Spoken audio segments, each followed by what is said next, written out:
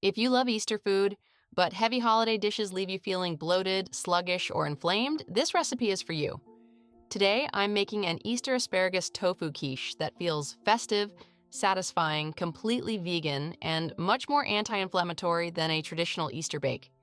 And if you want more simple anti-inflammatory recipes like this, you can subscribe. I share them regularly. One ingredient here matters more than most people realize: asparagus. For the crust, add 150 grams of whole wheat flour, 75 grams of vegan butter, 2 to 3 tablespoons of cold water, and half a teaspoon of salt. Mix everything into a smooth dough ball, then place it in the fridge for 30 minutes. Now the asparagus. Cut it into pieces about 3 centimeters long, cook it in salted water for 3 minutes, then drain. Keep a few tips aside for decoration.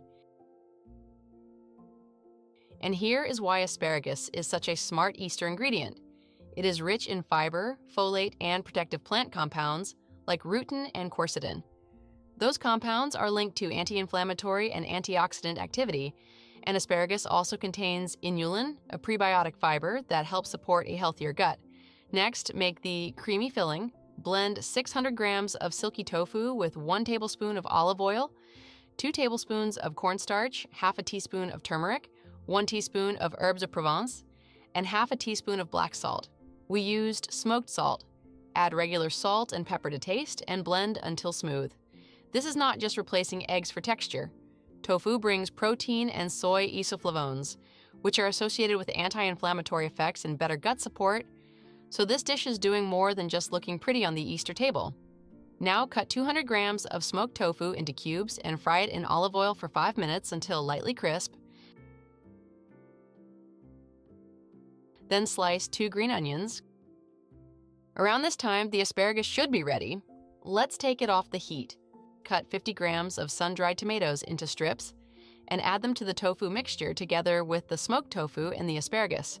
Gently mix everything. Grease your quiche pan with oil. Take the dough out of the fridge and press it across the bottom and up the sides with your fingers. Pour in the filling, decorate the top with the asparagus tips, and bake at 180 degrees Celsius for 25 to 30 minutes. What I love about this Easter recipe is that it still feels special and celebratory, but the ingredients work with your body, not against it. If you want more light, anti-inflammatory Easter recipes that still feel festive and satisfying, I've put together a special playlist just for you.